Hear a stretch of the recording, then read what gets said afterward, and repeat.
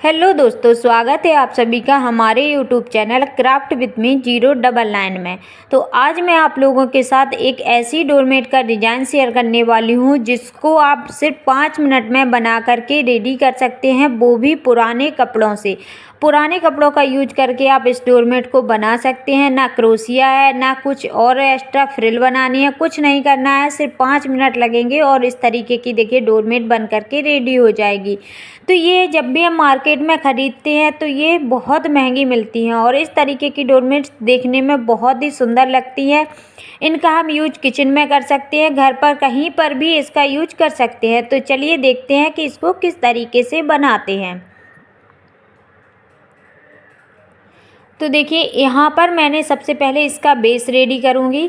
Base के लिए मैंने प्लास्टिक की बोरी ली है। आप कैरी बैग ले सकते हैं या जीन्स का जो पैंट होता है उसके कपड़े भी ले सकते हैं, और आप कोई भी ऐसा मोटा कपड़ा है उसको भी ले सकते हैं। तो मेजरमेंट आपने देख ही लिया है।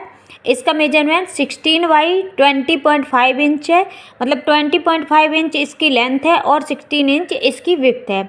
तो इसका पहले बीच का सेंटर मैंने निकाला और इस तरीके से देखिए कुछ पट्टियाँ मैंने कट की जो कि 2-2 इंच की हैं। लेंथ इनकी जिस तरीके से बनाते जाएंगे जो एक्स्ट्रा होगी वो कट करते जाएंगे। तो इनकी जो विड्थ रखी है पट्टियों की वो 2 इंच रखी है। इस तरीके से मैंने बहुत सारी पट्टियाँ कट की हैं।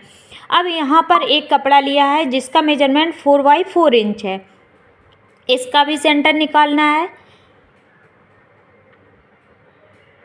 और दोनों सेंटर को, जो हमने बेस के लिए सेंटर निकाला था उसको और इसको, दोनों को आपस में हम अटैच कर देंगे। तो यहाँ पिन का यूज करूँगी, मैं पिन लगा लूँगी ताकि सिलाई करने में आसानी हो। और ऊपर देखिए एक साइड पर सिलाई कर दी मैंने। तो ये हमारा बन करके रेडी हो गया। अब हमें जो हमने पहले सेंटर निकाला था उसी सेंटर को पूरा ड्रॉ करेंगे और फिर जो पट्टियाँ कट की थी उनको ले लेना है। तो पट्टियों की सीधी साइड अंदर की साइड रखते हुए एक कॉर्नर से बीच वाले सेंटर जो नीचे मिलाया है वहाँ तक हमें इस तरीके से मिलाना है और इसको पर सिलाई लगा देनी है। तो जैसे वीडियो में दिख रहा है एज इट इज़ ऐसे ही करना है। फिर से दूसरी पट्टी लेनी है, सीधी साइड अंदर की साइड रखना है, दूसरे कॉर्नर पर इस तरीके से रखना है और जो बीच का सेंटर निकाला था नीचे की साइड पर उस पर इसको मिला देना है और पट्टी के ऊपर पट्टी को ओवरलेप कर देना है कुछ इस तरीके से। तो आप चाहें तो वहाँ सिलाई लगा सकते हैं, नहीं तो इस तरीके से छोड़ भी सकते हैं। ये देखिए अब जो एक्स्ट्रा पट्टी है यहाँ जितनी ओवरलेप हो रही है उसको छोड़ेंगे, बाकी जो भी एक्स्ट्रा पट्टी है उसको हम कट करके निकाल देंगे। फिर से हम दूसरी पट्टी लेंगे, सीधी साइड अंदर की साइड रखेंगे, पिनअप करेंगे अच्छे से इस तरीके से और पट्टी के ऊपर ही रखना है और इस पर सिलाई लगा देंगे। जो एक्स्ट्रा है पार्ट उसको कट कर दिया है, दूसरी पट्टी ली है, फिर से ओवरलेप किया। ये जो बीच वाला कॉर्नर है यहाँ पर भी हमने ओवरलेप किया अच्छे से और इसको पिनअप करके सिलाई लगा दी।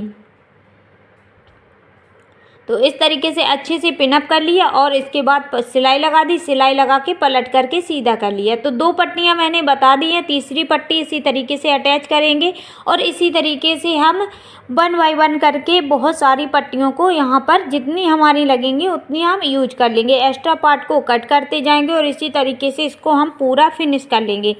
एक बात का इसमें आपको ध्यान रखना है कि जिस भी साइड से आप पट्टी को पहले लगाती हैं उसी साइड से आपको बार बार पट्टी को लगाना है।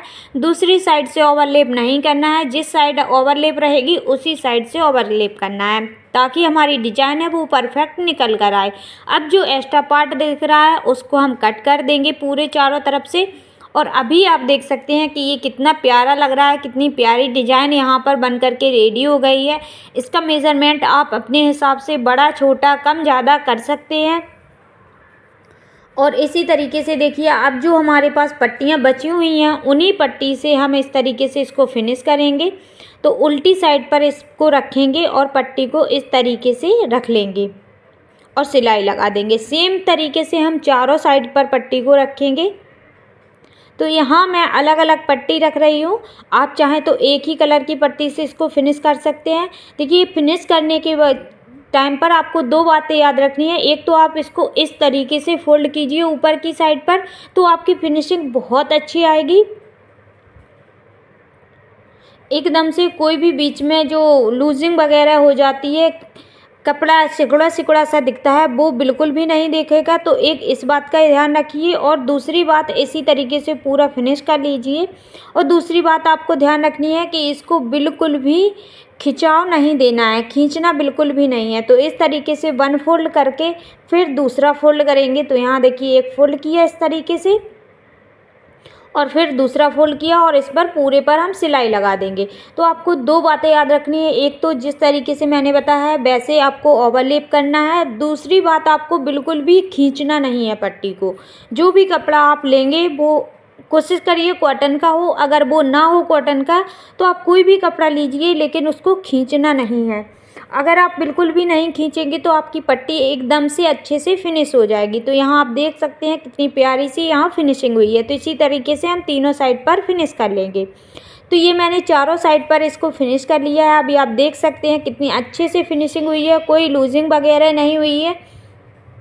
और इस तरीके से ये हमारा एक प्यारा सा डोरमेट बन करके रेडी हो गया है, जो कि हमने घर पर ही पुराने कपड़ों से बना करके रेडी कर लिया है। और इसको आप कितना भी बड़ा छोटा अपने हिसाब से अपने अकॉर्डिंग आप बना करके इसको तैयार कर सकते हैं। तो आप लोगों को ये आइडिया कैसा लगा कमेंट करके ज़रूर बताना है। और इस तरीके के और बहुत सारे डोरमेट्स की डिज़ाइन देखने के लिए हमारे चैनल को सब्सक्राइब भी कर लेना है, बेल आइकन को प्रेस करना है ताकि आपको नोटिफिकेशन मिलती रहे। और कमेंट तो ज़रूर करके बताना है कि आपको ये कैसा लगा है, और लाइक भी कर देना है। और ये एकदम मशीन वॉशेबल है, आप इसको मशीन में भी वॉश कर सकते हैं, घर पर भी वॉश, हाथ से भी वॉश कर सकते हैं, सॉरी। और इस तरीके से ये देखिए कितना प्यारा सा हमारा एक बहुत ही प्यारा सा डोरमेट बन करके रेडी हो चुका है।